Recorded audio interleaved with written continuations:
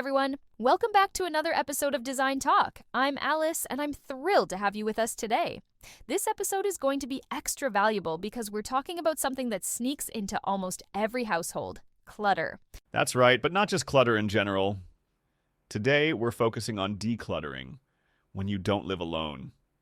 When you're sharing a space with a partner, family, or even roommates. And let's be honest, that can get pretty complicated. Exactly. It's one thing to decide you're ready to declutter your own stuff, but when you mix in different personalities, habits, and emotional attachments, it can become more than just tidying up. It becomes negotiation, communication, and sometimes even compromise. And sometimes conflict.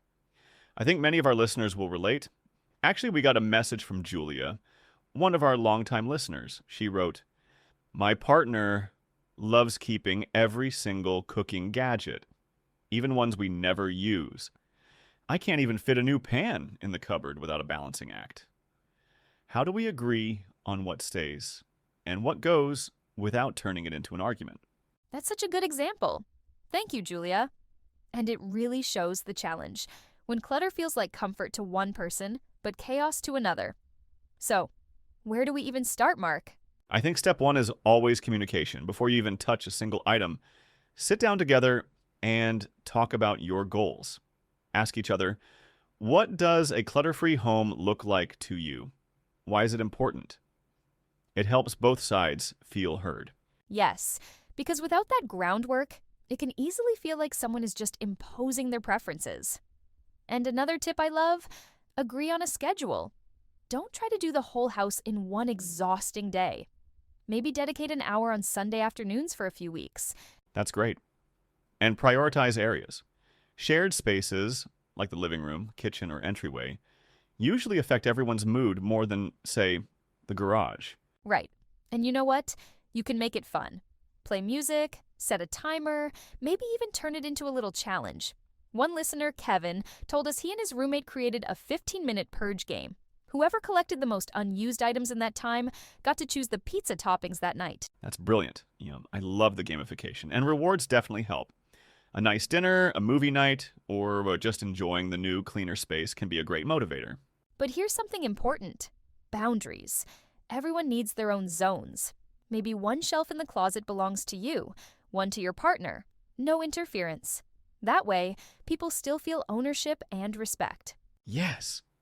And I'd add, revisit those boundaries.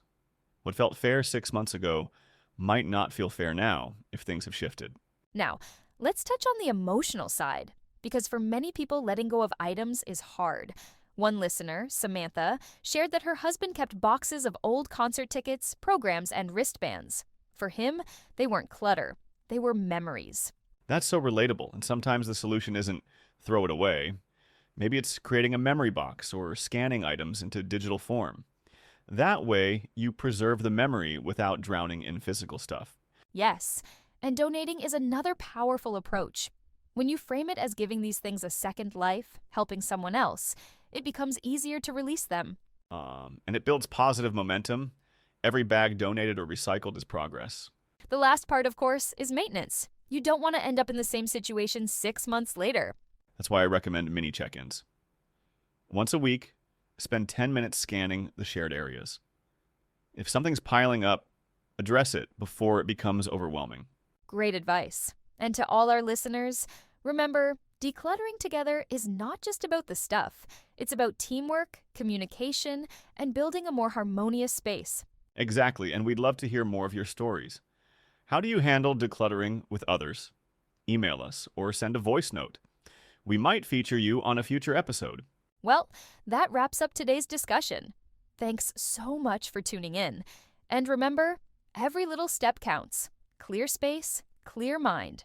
I hope our listeners find these ideas helpful. Remember, decluttering can be a collaborative effort. Yes. And if you enjoyed today's episode, don't forget to subscribe and share your feedback. It really helps us improve. Thank you for tuning in. Let's continue the decluttering journey together, and we'll see you next time.